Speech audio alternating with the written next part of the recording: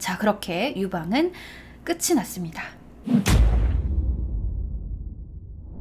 오늘은 초한지 그 8번째 시간입니다. 지난 시간에는 목숨을 건 술자리 홍문연에서 겨우 살아나온 유방의 이야기로 마무리를 했었죠. 항우의 책사 범증에게 눈엣 가시가 된 유방은 절체절명의 위기에 처했으나 온갖 지혜와 용기로 그를 도운 장량과 번쾌 덕분에 겨우겨우 목숨을 건져 돌아갔다고 이야기했었어요. 그리고 이야기는 계속되어 유방의 항복 아닌 항복을 받아낸 항우는 유방이 점령해놓은 함양에 입성하게 됩니다. 당시 함양은 유방에게 점령당한 이후 특별히 약탈을 하거나 하지 않고 오히려 진나라의 보물은 손도 대지 않은 채로 함양의 백성들을 어르고 달래어 진정시켜 놓은 상태였는데, 뒤늦게 유방을 밀어내고 함양에 들어온 항우는 진나라 백성들을 학살하고 궁에 불을 질렀으며 이미 항복한 진나라의 왕 자영을 죽이기까지 합니다. 진왕 자영이 즉위한 지 2달이 채 되지 않았을 때였습니다. 호해를 등쳐먹으며 온갖 사치와 향락을 누리던 간신 조고가 유방의 손을 잡기 위해 호해를 죽였으나 유방이 그냥 거절해버리자 차선책으로 진시황의 후손인 자영을 왕으로 세우고자 했었습니다. 하지만 자영은 나름 옳고 그름을 판단할 수 있는 인물이었기에 조고와 그 일당을 모두 암살한 뒤에야 즉위식을 가졌고, 이미 몰락해가던 진나라의 형국이 황제를 칭할 수 없는 상황임을 알고 스스로 진왕으로 낮추어 즉위할 정도로 나름 깨인 인물이었지만, 그의 꿈이나 어떤 성취가 결실을 맺기도 전에 항우의 손에 죽었기 때문에 그를 마지막으로 진나라의 황족은 대가 끊기게 되었습니다. 아무튼 이렇게 진나라의 백성이며 궁궐이며 왕이며 모든 것을 파괴한 파괴왕 항우는 폐허가 된 관중을 뒤로하고 다시 동쪽으로 돌아가는데, 주변에서 관중은 대륙의 중심이자 요지이니 관중을 거점으로 삼자라며 항우에게 간언했지만, 싫은데? 난 고향에 돌아가서 내가 출세한 거 자랑할 건데? 라는 말을 남기고 결국 서진을 시작했던 팽성으로 돌아가게 되죠. 이 대목은 사기 항우 본기의 기록을 보면 정확하게 기록되어 있는데, 그 내용을 보면 항우는 군대를 이끌고 서쪽으로 진격해 함양을 도륙하고 이미 투항한 진왕 자영을 죽였으며 진나라의 궁실을 불태웠는데, 그 불이 석 달 동안을 타고도 꺼지지 않았다. 그리고는 그 재화와 보물 그리고 부녀자들을 차지해 동쪽으로 돌아가려 하니 어떤 이가 항왕 즉 항우에게 고하길, 관중 땅은 사방이 산과 강으로 막혀있고 땅이 비옥하니 수도로 삼아 패왕의 길을 걷기에 적합한 땅입니다 라 했다. 그러나 항우는 진나라의 궁궐이 이미 모두 불에 타 사라졌고 또 고향을 그리는 마음이 강해 동쪽으로 돌아가고자 하였고, 이에 말하기를, 부귀한 뒤에 고향에 돌아가지 아니한 것은 비단 옷을 입고 밤길을 가는 것과 같으니 누가 그것을 알아주겠는가 라 했다. 그러자 항우에게 권고했던 사람이 탄식하기를, 사람들이 말하기를 초나라 땅 사람은 목후가 관을 쓴 셈이다. 즉 초나라 사람 항우는 목후 원숭이가 왕관을 쓴 것과 같다라고 하더니 실로 그렇구나 라 했다. 항왕이 그 말을 듣고는 그 사람을 삶아 죽였다. 자, 이 기록에서 나온 항우의 대사 부귀한 뒤에 고향에 돌아가지 아니한 것은 비단옷을 입고 밤길을 가는 것과 같으니 그것을 누가 알아주겠는가. 비단옷을 입고 밤길을 걷는 것처럼 내가 아무리 성공하고 좋은 것을 걸쳐도 아무도 알아주지 않으며 성공하고도 돌아가지 않는다라는 뜻을 가진 고사성어 비단, 금, 옷의, 밤, 야, 단일, 행, 금의 야행이라는 사자성어의 어원이 되시겠습니다.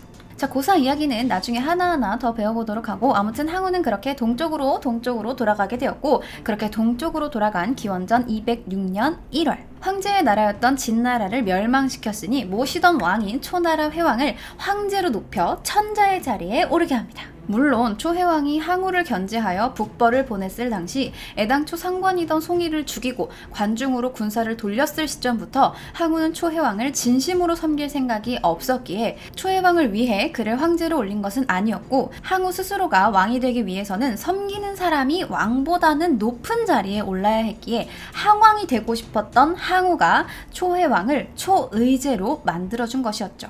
자, 그리고 그 다음 달인 2월이 되자 항우는 진나라 토벌의 공로를 나누어 각 제후들에게 땅을 나누어 주는데, 스스로는 서쪽 초나라라는 뜻의 서초의 왕이 되었고, 내키진 않았지만 지손으로 세운 황제의 말을 스스로 듣지 않게 되면 대외적으로 보기 좋지 않았기 때문에 초의제가 선언한 바를 따라 관중에 첫 발을 들였던 유방을 한왕으로 삼아 파촉 지역을 다스리게 합니다. 파촉 지역이 어딥니까? 옛날 다루었던 삼국지 이야기에서 장로와 유비가 싸우던 시골 중의 시골이 파촉 지역이었죠. 심지어 삼국지 시대, 즉 후한 말에도 그렇게나 구석 중의 구석이라 오가기 힘든 지역이었는데, 전한이 시작되기도 전인 이 초한지 시대의 파촉은 얼마나 더 오가기 어려운 곳이었겠습니까? 근데 관중 왕을 시켜준다는 황제의 말은 분명 관중, 즉 장안이나 함양 같은 비옥한 요지 중에 요지를 말한 것이었을 텐데, 딱히 말을 듣지 않을 명분이 없어 황제의 말을 듣긴 듣는다는 항우는 왜 유방을 비옥한 관중 지역이 아닌 오지 파촉 지역으로 보낸 것이었을까요? 그 이유는 관중왕이라는 이름의 모순에 숨어 있는데, 관중왕이 가리키는 관중지역이란 장안지역뿐만 아니라 파와 촉 지역을 모두 포함한 말이었기 때문에 마치 수도권에 왕을 시켜줄게 해놓고는 저기 무슨 포천이나 연천같이 춥고 먼 지역 땅을 떨렁게 하나 떼주고, 자, 거기도 경기도는 경기도니까 수도권은 맞지? 한 셈이죠. 또 항우는 그걸로도 부족했던 건지 일단 살려두긴 했으나, 모든 제후 중에 가장 불안하고 또 위협이 되는 유방을 견제하기 위해서 파촉 지역에서 대륙으로 뻗어나올 수 있는 경로인 관중의 나머지 지역을 항우에게 항복했던 진나라 장수들에게 나누어주고 각 지역의 왕으로 삼아 유방의 숨통을 짓누르게 합니다. 자, 그렇게 유방은 끝이 났습니다. 그저 아무런 힘도 권위도 없이 파촉 지역으로 밀려나고 말았습니다.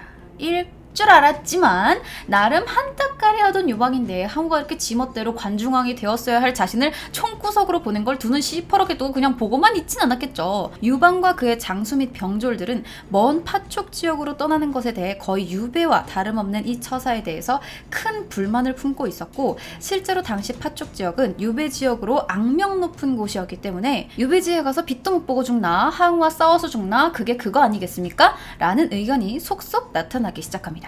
물론 가장 화가 났을 유방 또한 비슷한 생각이었습니다. 심지어 이때 폭력적이고 학살을 일삼는 항우에 비교해서 진나라를 가장 먼저 점령했음에도 백성들을 어르고 달래며 재물을 쉽게 탐하지 않는 유방의 모습을 보고 유방 따라 파촉으로 온 다른 제후들의 병력도 꽤 있었기 때문에 칼춤 한번 출까? 하는 생각이 유방의 머릿속을 가득 채우고 있었죠. 물론 실세였던 항우에 비하면 약한 세력이었기 때문에 분노에 몸을 맡긴 유방군의 진군은 개죽음 하이패스다 라는 건 당연한 이치였고, 언제나 이 조금 모자란 군주를 보좌하며 세력을 지켜왔던 유방의 영원한 보좌관 소하가 이들을 살살 달래서 일단 조금 세력을 정돈한 뒤 항우를 제대로 치자고 유방을 꼬시게 되었고, 유방은 이에 넘어가 당장 항우에게 돌진해 다 같이 죽는 최악의 시나리오는 피하게 됩니다. 이 대목은 사기 소상국 세가와 한서 소하 조참전에서 중복되게 그 기록을 찾아볼 수 있는데, 조금 더 상세한 기록인 소하 조참전의 기록에서 중요한 부분을 함께 읽어보도록 하겠습니다.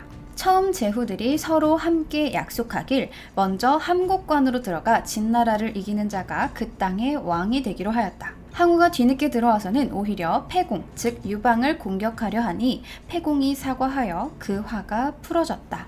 항우가 함양을 떠나면서 백성들을 도륙하고 성을 불지른 뒤 범증과 모의할 때 범증이 말하길 촉한 또한 관중에 속한 땅이나 파촉 땅은 길이 험하고 멀어 진나라에서도 유배받은 이들이 모두 촉 땅에서 살게 했습니다. 이러하니 항우는 패공을 한왕으로 삼고 파촉으로 보내며 관중 땅을 세 곳으로 나누어 진에 항복한 장수들을 왕으로 삼아 그곳에 봉해 한왕 즉 유방의 진로를 막게 했다. 유방이 노하여 항우를 바로 공격하고자 모의하였고 장수, 주발, 관영, 번쾌가 모두 이에 동의하였는데 오직 소하만이 간언하길 비록 안 좋은 땅의 왕이 되셨지만 죽는 것보다는 낫지 않습니까? 라 했다. 이 말에 화가 난 유방이 그대가 먼저 죽고 싶은가? 라며 소하에게 화를 내니 소하가 대답하기를 지금 상황이 여의치 않으니 항우와 100번 싸워도 100번 모두 질 것인데 지금 먼저 죽는들 무엇이 다르겠습니까? 다만 옛 탕왕과 무왕의 이야기처럼 굽힐 때를 알면 만인의 위에서 뜻을 펼칠 수 있으니 대왕께서는 한중왕이 되어 백성을 기르고 어진이들을 모아 파촉으로부터 나아가 삼진, 즉 관중에 봉해진 진나라 새 왕을 평정하면 가히 천하를 도모할 수 있을 것입니다. 라 말하니 한왕이 좋다라 했다. 이에 봉해진 파촉으로가 소하를 승상으로 삼았다. 자, 어떤가요? 일단 열이 받으니 항우고 뭐고 한판부터 하는 유방을 어르고 달래서 파촉에서 뒷일을 도모하여 관중을 먼저 먹고 대륙을 제패하자는 소하의 이야기. 뭔가 맞는 말이긴 한데 이미 세력도 밀리고 봉지도 총구석이라 자원도 딸릴 텐데 어떻게 하려는 거지? 당장 죽기 싫어서 하는 헛소린가 싶기도 하죠. 하지만 소하에게는 이 헛소리를 실현시킬 비장의 카드가 있었습니다. 그 비장의 카드가 도대체 무엇이었을까요? 그건 방금 함께 읽은 소하 조참전 바로 뒷문장에서 드러납니다. 한왕이 좋다라 했다. 이에 봉해진 파촉으로가 소하를 승상으로 삼았다. 소하가 한신을 천거하니 한왕이 그를 대장군으로 삼았다. 자, 한신 여러분, 그가 등장합니다. 한신. 어느 중국 역사가가 평가해도 중국 역대 최고의 지휘관 중 한 명으로 평가되는 그 한신. 한왕 유방의 내정 담당자 소하가 직접 유방에게 말하길 왕께서 오래도록 한중의 왕이 되려고만 하신다면 글을 쓰지 않으셔도 되지만 반드시 천하를 다투고자 하신다면 한신이 아니면 더불어 큰일을 도모할 만한 이가 없습니다. 라고 말한 국사무쌍, 나라 안의 선비 중 쌍을 이뤄 비견할 리가 없는 그 남자 한신. 그가 바로 유방의 세력에 등장했습니다. 한신의 등장, 이렇게나 미사역으로 그의 등장을 꾸며준 만큼 어마어마한 변화를 가져올 것이 예상되는 장면인데요. 과연 이렇게 큰 기대를 안겨주는 한신은 저 구석탱이 파촉에 갇힌 유방을 어떻게 중국 대륙의 황제로 만드는데 일조했을지 궁금하시죠? 궁금하시면 그 이야기는 바로 다음 시간에 이어서 해보도록 하겠습니다. 오늘 초안지는 여기까지!